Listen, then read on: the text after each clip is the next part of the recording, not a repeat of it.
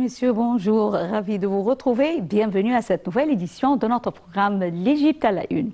Et commençons l'édition d'aujourd'hui avec le président Abdel Fattah el-Sisi qui a félicité le peuple égyptien pour la nouvelle année de l'Hégire 1443 qui commence ce lundi 9 août, exprimant ses vœux les plus sincères à tous les Égyptiens et invoquant Dieu à sauvegarder l'Égypte et à maintenir la stabilité et la sécurité dans le monde arabe, mais aussi toute la nation islamique. De son côté, la première dame d'Égypte, Madame Entessar el-Sisi, a exprimé ses meilleurs souhaits au peuple égyptien et aux pays arabes et islamiques à cette occasion qui incarne les valeurs d'appartenance et du sacrifice, implorant Dieu que cette année soit une bonne année, réalisant la prospérité et le bien-être pour l'Égypte et les deux mondes arabes et islamiques.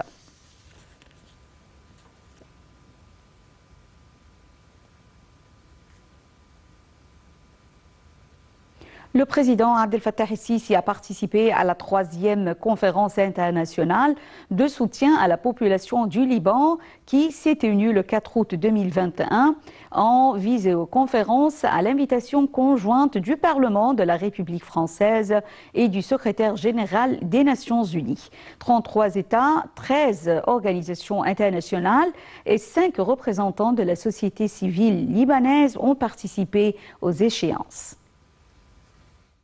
Le président Abdel Fattah el-Sisi a participé mercredi par visioconférence à la 3e conférence internationale de soutien au peuple libanais organisée par la France et les Nations Unies avec la participation de plusieurs chefs d'État et de gouvernement.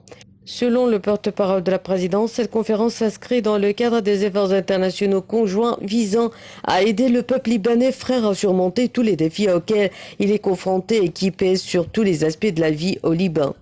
Lors de son intervention, le président el-Sisi a envoyé un message au peuple libanais frère rappelant que le Liban, qui a toujours été un phare de la culture, de l'art et de la pensée, une importante source de la créativité arabe, est encore capable, grâce à la détermination de ses fils, à dépasser cette crise. Il a affirmé que les mains de l'Égypte sont toujours tendues pour soutenir le Liban et l'aider à construire un avenir meilleur pour son peuple. Le président a également évoqué les efforts déployés par l'Égypte pour soutenir le Liban depuis l'accident du port de Beyrouth l'année dernière. À cet effet, le président a noté qu'un navire de guerre égyptien est arrivé à Beyrouth le mois dernier, transportant plus de 300 tonnes d'aide humanitaire à la partie libanaise. Il a aussi rappelé les efforts de l'hôpital de campagne égyptien installé à Beyrouth, en plus de la fourniture de grandes quantités de médicaments pour traiter la Covid-19 pour aider le Liban à faire face à cette crise pandémique qui sévit dans le monde. Le président a par ailleurs souligné que la crise économique au Liban est étroitement liée à la crise politique déclenchée depuis 2019 qui se complique de jour en jour à cause du vide gouvernemental, ce qui entrave la réalisation des rêves du peuple libanais. D'où la nécessité d'accélérer la formation d'un gouvernement national indépendant capable de relever les défis. À cet égard, le président el-Sisi a passé en revue les efforts inlassables déployés par l'Égypte pour résoudre la crise politique à travers des contacts permanents avec les dirigeants politiques libanais. Le président a appelé le Liban à résoudre ses conflits internes et à mettre fin aux dissensions pour concentrer les efforts sur le renforcement des institutions de l'État. Il a affirmé que la communauté internationale était prête à soutenir le Liban une fois la crise du vide gouvernemental est réglée, pour étayer le Liban lors du processus de reconstruction afin de réaliser un avenir meilleur pour le peuple libanais frère. Le président a enfin remercié le président français Emmanuel Macron et le secrétaire général des Nations Unies d'avoir convoqué cette importante conférence, affirmant la pleine disposition de l'Égypte à contribuer largement à alléger les charges qui pèse sur le peuple libanais frère.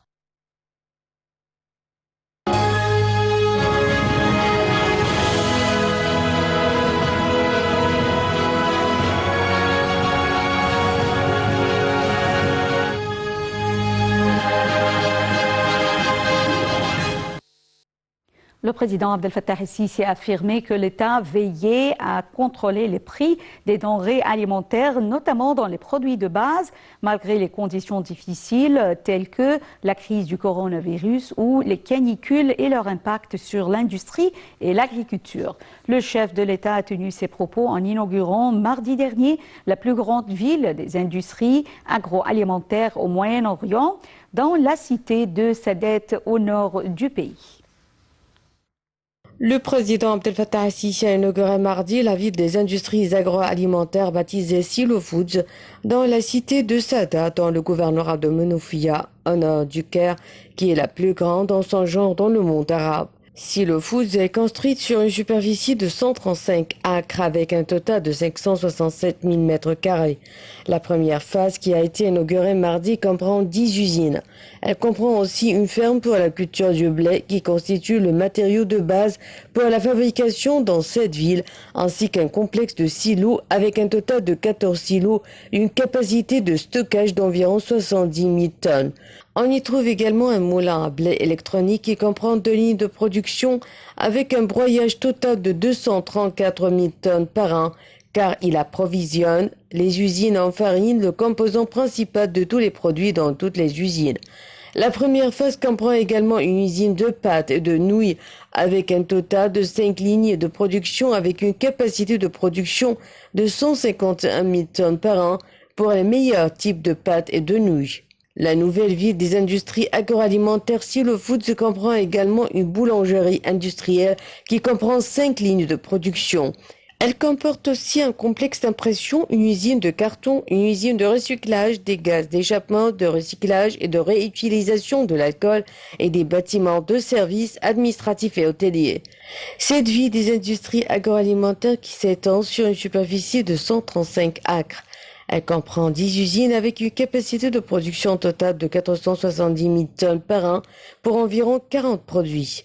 Elle a été construite conformément aux normes ISO. Lors de son intervention, le président el-Sisi a souligné que Silo Foods vise principalement à assurer des repas à tous les écoliers, à pallier les divers problèmes de santé et à créer de nouvelles générations en bonne santé.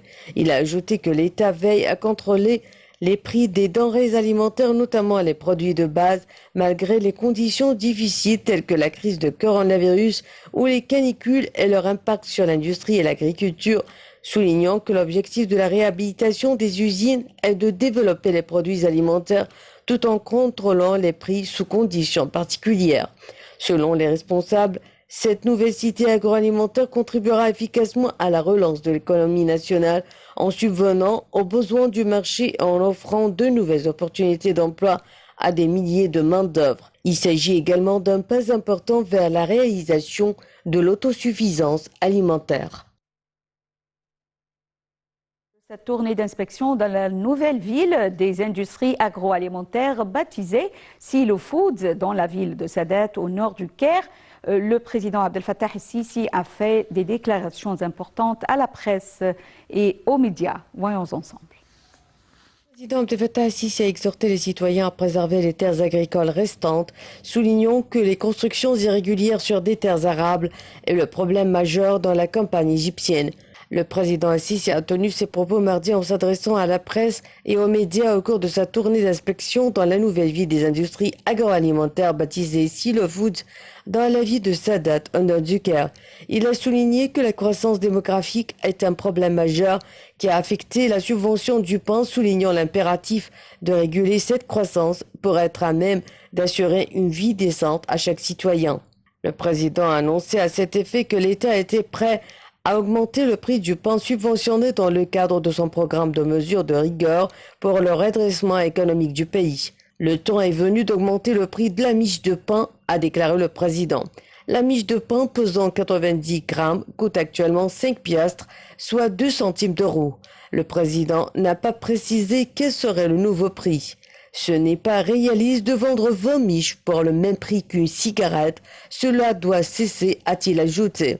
Le président el-Sisi a souligné que l'État se préoccupait d'améliorer les réseaux routiers électriques, le système de drainage, d'irrigation et de communication, en plus d'améliorer l'accès à l'eau potable dans les zones rurales.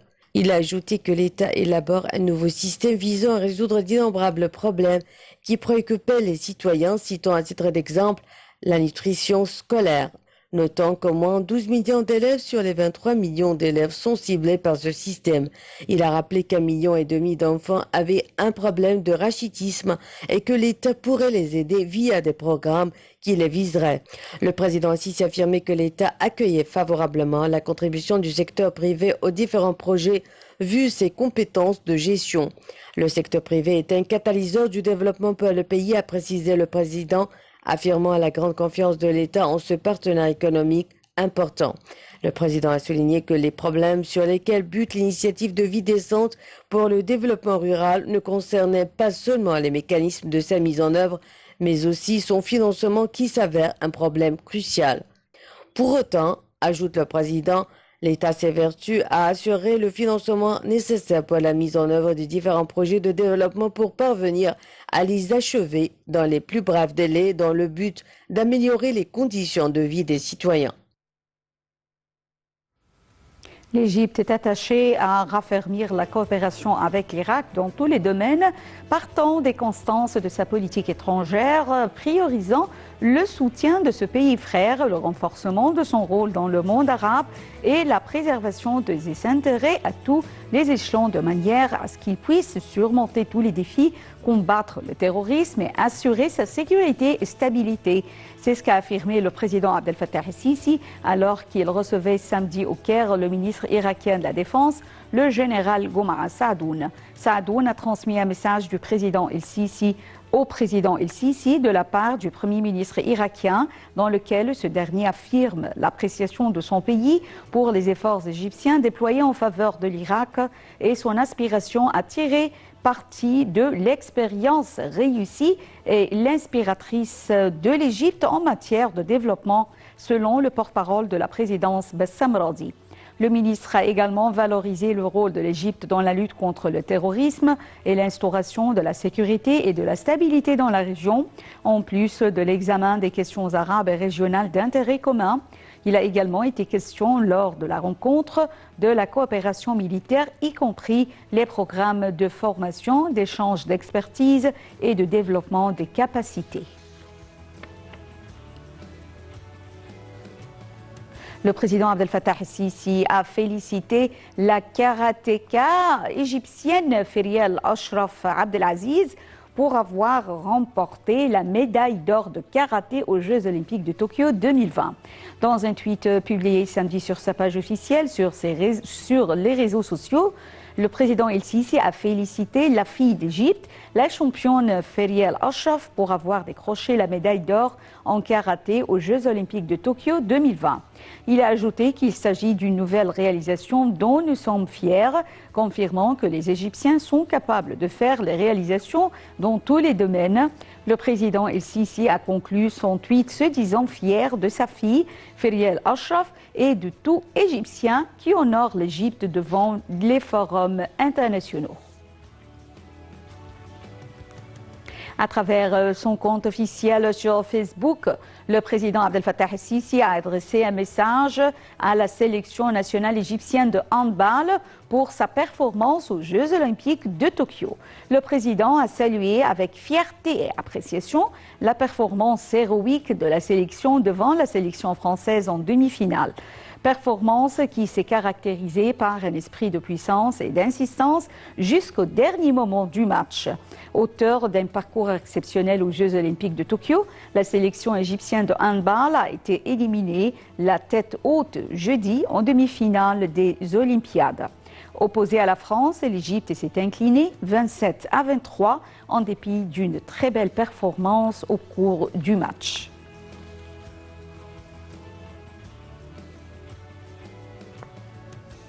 Le Premier ministre Mostafa Medbouli a hissé le drapeau d'Égypte sur la drague Hussein Tantawi qui vient de rejoindre la flotte de l'autorité du canal de Suez. Dalia Karam nous donne plus de détails.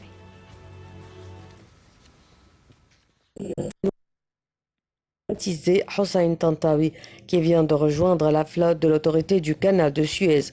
La drague Hussein Tantawi est considérée comme la deuxième plus grande drague du Moyen-Orient, à l'instar de la grappe Mohammad Misha, qui a récemment rejoint la flotte de l'autorité du canal de Suez.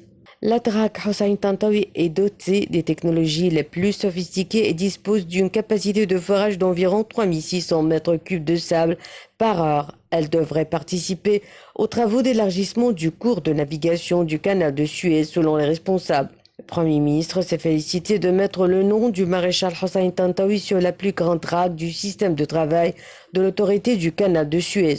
Soulignons que cela reflète la grande appréciation de l'Égypte pour le rôle central joué par ce grand leader sur le champ de bataille de la guerre et de la politique et sa sagesse qui a aidé la patrie à traverser une période très critique dans son histoire moderne. Le chef de l'autorité du canal de Suez, Hossam Arabi, a souligné que la Drac Hossein Tantawi, qui venait de rejoindre la flotte du canal, s'inscrivait dans le cadre d'une stratégie de renouvellement exhaustive pour cette artère vitale de la navigation mondiale.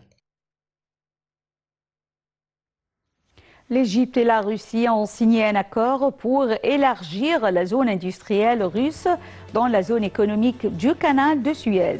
En vertu du nouvel accord, un terrain de 5 millions de mètres carrés est ajouté à la zone industrielle russe avec une superficie totale de plus de 10 millions de mètres carrés pour l'ensemble du projet.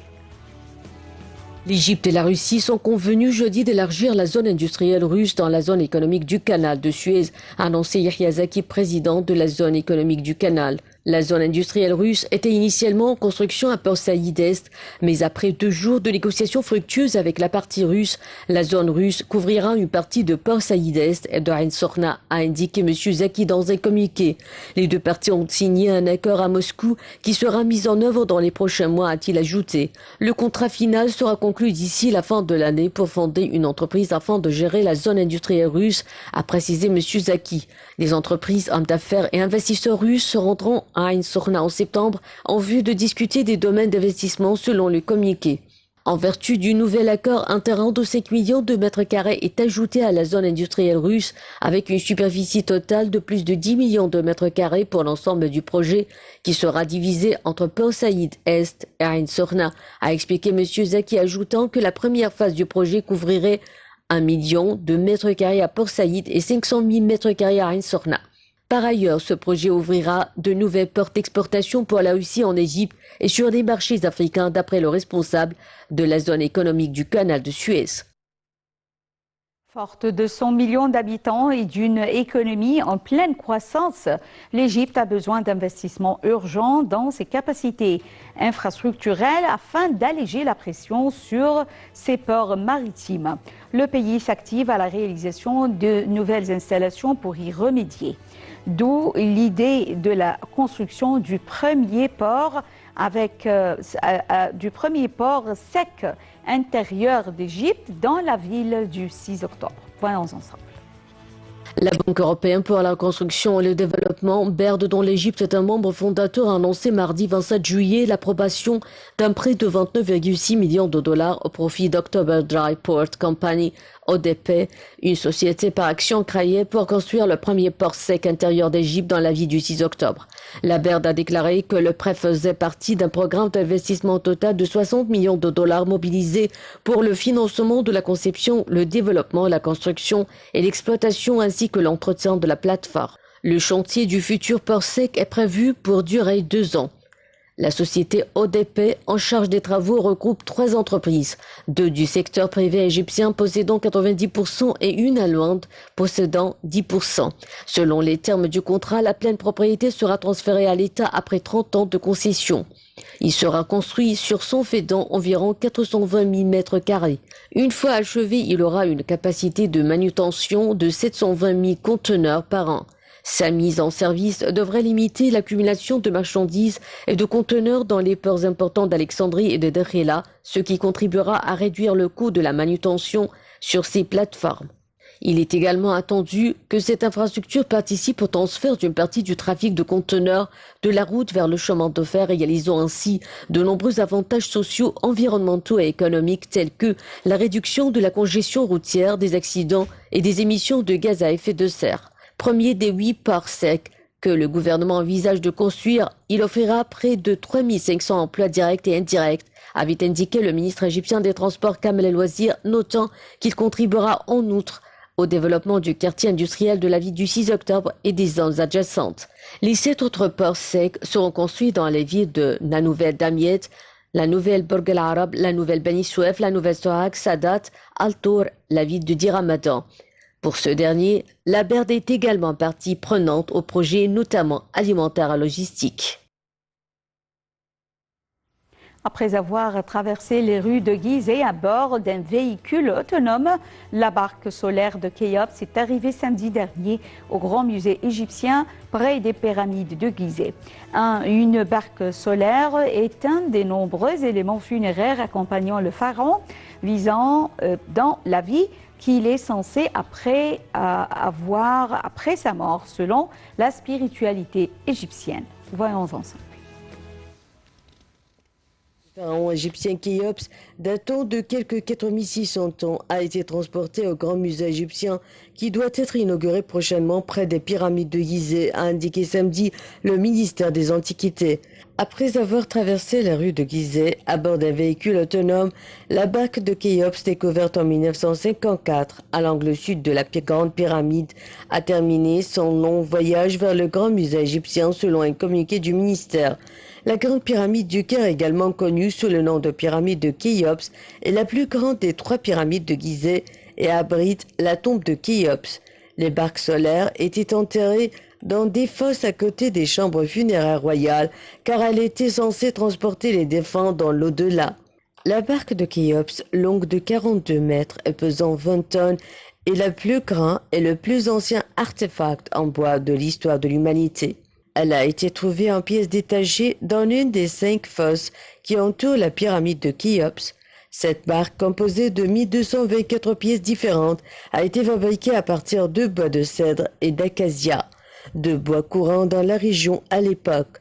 Son voyage sur un véhicule spécial télécommandé importé de la Belgique a commencé vendredi soir et a duré 10 heures. La barque de Khéops arrivait enfin samedi au Grand Musée égyptien, ce point de repère archéologique important, abritant les antiquités les plus précieuses de l'Égypte. La date de l'inauguration du musée n'a pas été encore précisée. Et passons au volet sportif et terminons cette édition par le bilan de l'Égypte aux Jeux olympiques de Tokyo 2021.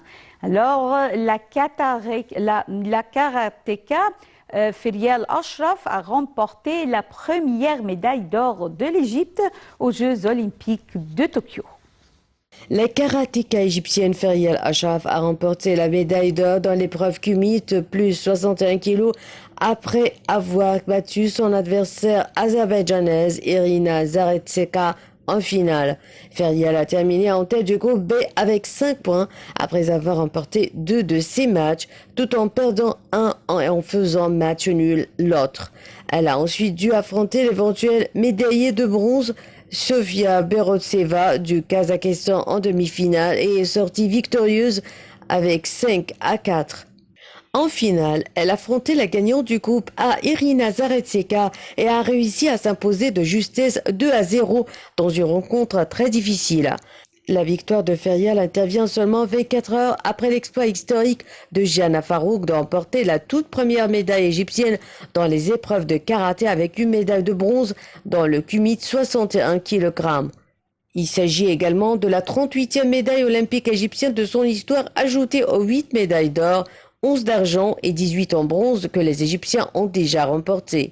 La karatéka égyptienne Ferial Ashraf Abdelaziz, de plus de 61 kg, a décroché son ticket pour les Jeux olympiques de Tokyo après avoir remporté la médaille de bronze aux éliminatoires mondiales qualitatives pour les Jeux olympiques qui se sont déroulés du 10 au 13 juin à Paris. Ces éliminatoires ont été organisés à la salle couverte au stade de Pierre de Coubertin avec la participation de 494 athlètes représentant 98 pays et offrent les derniers tickets olympiques en karaté pour les 3 premiers athlètes de chaque catégorie. Ferial a réalisé un parcours exceptionnel en remportant tous ses matchs au premier tour pour se classer à la première place du groupe 4 et se qualifier pour la phase finale qui regroupe 4 athlètes.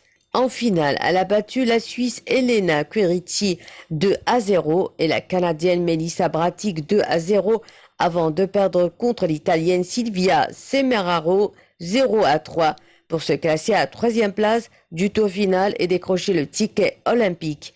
Il est à noter que l'Égypte avait déjà décroché 2 autres tickets olympiques par le biais du classement mondial à travers Gianna Farouk de moins de 61 kg et Ali El Aissaoui de moins de 67 kg. Ahmed Guendi, âgé de 21 ans, est médaillé d'argent de la compétition masculine de pentathlon moderne aux Jeux olympiques d'été de 2020 à Tokyo. Il s'agit de la première médaille olympique obtenue en pentathlon moderne par un athlète du continent africain. Fin de concours exceptionnel pour Ahmed Guendi samedi 7 août en pentathlon moderne. Classé 13e après le 200 mètres nage libre, l'épreuve d'escrime et l'épreuve d'équitation, l'Égyptien de 21 ans a été époustouflant sur le laser run, épreuve de combiné tir au pistolet laser et course à pied. Il a refait son retard et s'est battu jusqu'au bout pour la médaille d'or. Ahmed Guendi s'est finalement classé 2e en décrochant la médaille d'argent derrière le Britannique Joseph Chung, champion olympique, et devant le Sud-Coréen Woong Tae-yeon. Il est le premier Africain à emporter une médaille olympique en pentathlon moderne. Le pentathlonien Ahmed Guendi est né le 1er mars 2000. Il remporte la médaille d'or en individuel ainsi qu'en relais mixte avec la chinoise Gu Weiwin aux Jeux olympiques de la jeunesse de 2018 à Buenos Aires. Il obtient également la médaille de bronze en individuel et par équipe au championnat du monde de pentathlon moderne 2021 au Caire. Mesdames et messieurs, avec cette nouvelle sportive, nous arrivons à la fin de cette émission de notre programme L'Égypte à la une, et également la fin de la transmission en langue française et qui reprend à 18h locale. Merci pour votre fidélité à Nile TV International. Restez avec nous et bonne journée. Au revoir.